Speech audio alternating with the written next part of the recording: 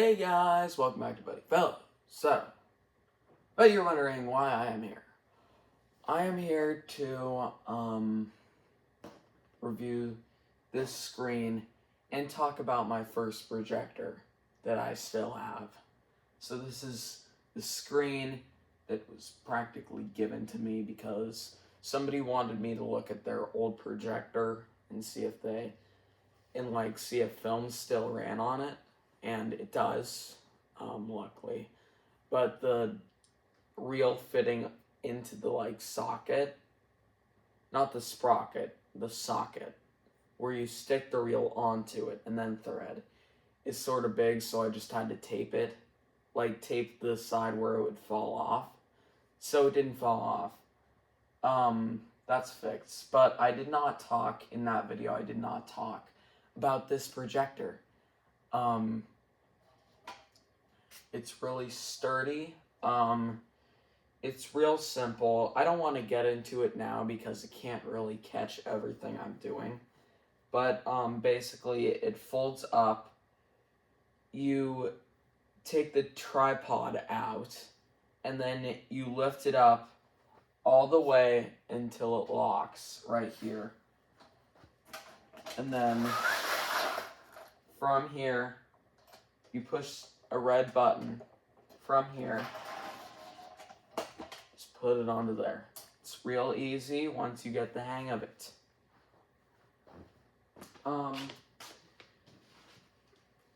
But in my time of collecting 16 millimeter and 8 millimeter, I started with 16. And maybe that was a wrong choice because 16 is more advanced.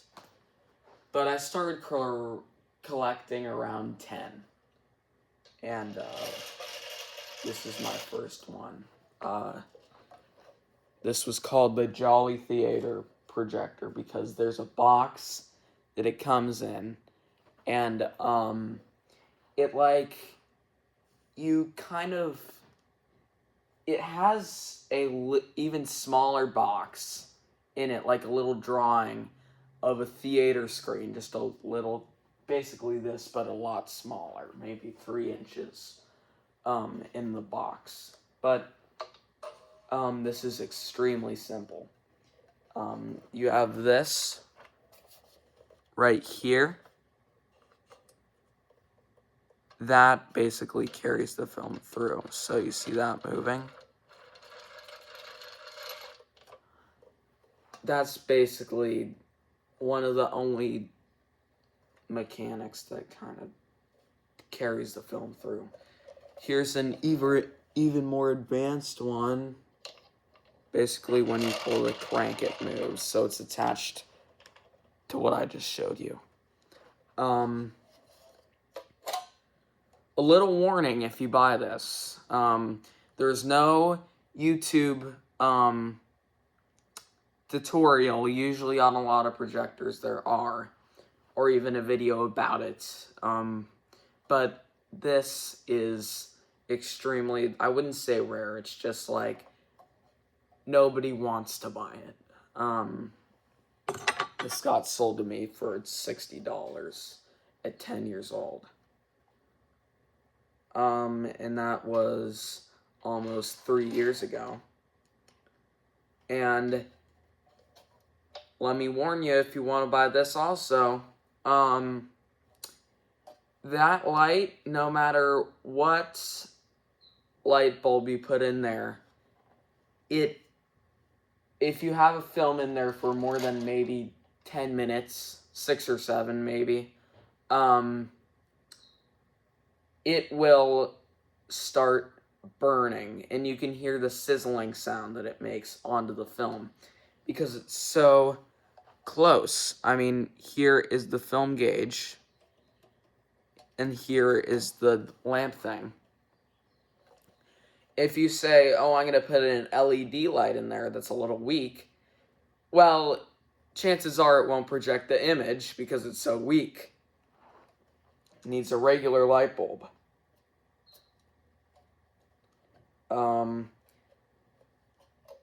But as for this, the rewinding sucks because you have to crank it back on.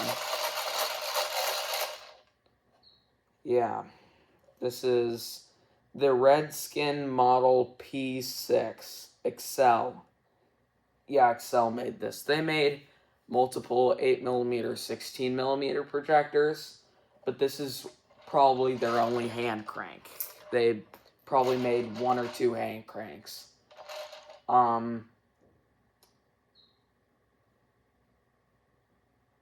60-watt lamp max. So, yeah, probably the minimum would be maybe 50 watts, maybe 45. So, good luck with having a dim light on this. I did have... I actually still do have, in fact, my... Gosh darn it.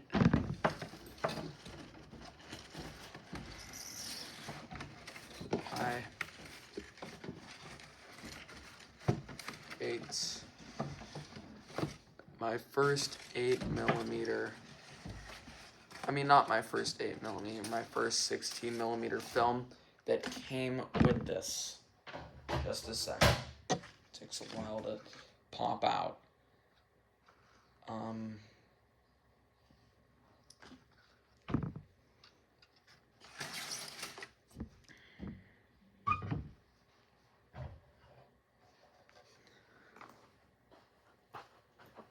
This is a crafting table.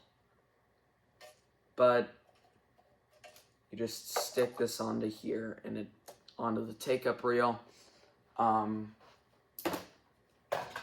it is a big pain to wind it back up. But I got a leader on this. It didn't come with a leader because of course it didn't. It took me a year and a half to get a splicer because I love waiting on things, you know. But it was a really good purchase, even if it were just not one of those Catazo splicers from Italy, those ones that are like amazing. It's not like that. It's just a Kodak one that you have to do it yourself instead of lining up the piece of tape and then pushing down. It's not that easy because I didn't want to spend $300. And $20 is a little bit overpriced for Kodak splicers, but I'll take it. It was the only Kodak splicer that was complete. But I had to, of course, buy the splicing tapes separately.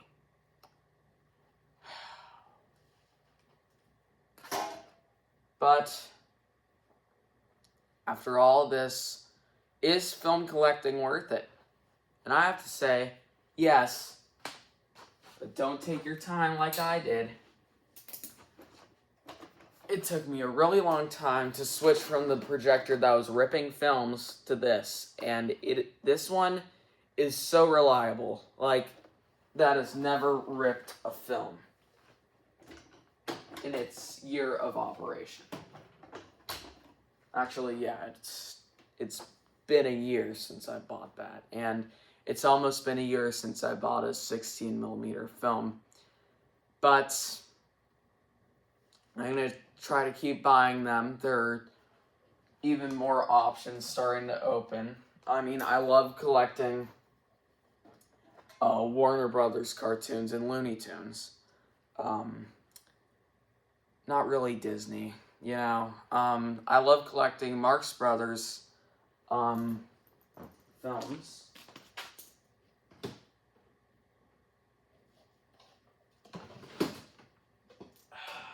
So, I've amassed quite a few Marx Brothers films, but only one stands out that I love.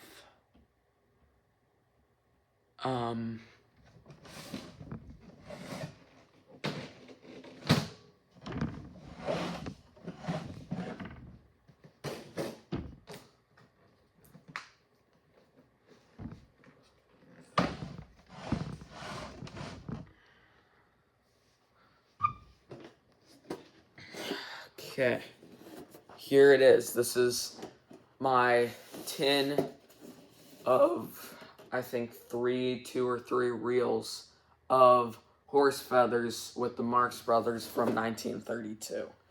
This is probably from the 1950s, but this is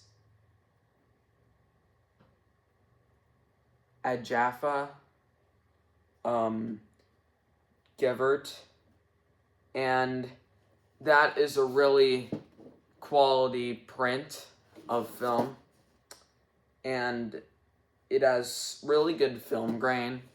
I also love the, the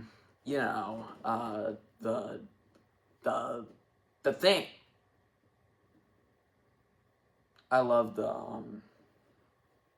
exposure. It's light in some places where it should be, and it's dark in some places where it should be. Not like some of the dupe prints I have. This is probably an original. The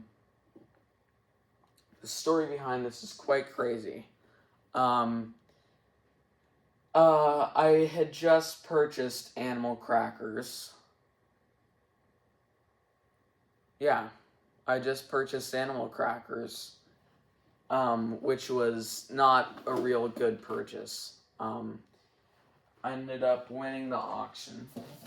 And it was right before the school day. It was maybe 7:30. And maybe a week or two went by, and I was searching through it again. I was searching through the 16mm Marx Brothers page on eBay, search results, yes, and it really was there for a long time. I remember seeing it over and over, even when I started collecting 16mm. It was always there, always for $100 flat. And I was quite suspicious because it only had pictures of the reel. But the seller was really nice. I forgot the account, but like, whoever it is, a big shout out to you. All right, this film is amazing, and the seller even offered to sell me a print of animal crackers. Oh, not animal crackers, monkey business. And he was implying that it had the same quality, this sort of really good quality of the print that I have of horse feathers, but I declined because I love waiting on stuff. That won't happen again because I've been sort of in a dry route of purchasing 16mm, and I haven't done that on purpose. I've just sort of stopped thinking about that because of the new schedule of my videos and how I can get around my school schedule that sucks. But all that is coming to a close, and you will see a action-packed season of Buddy Fellows this summer. Thank you for watching this video, and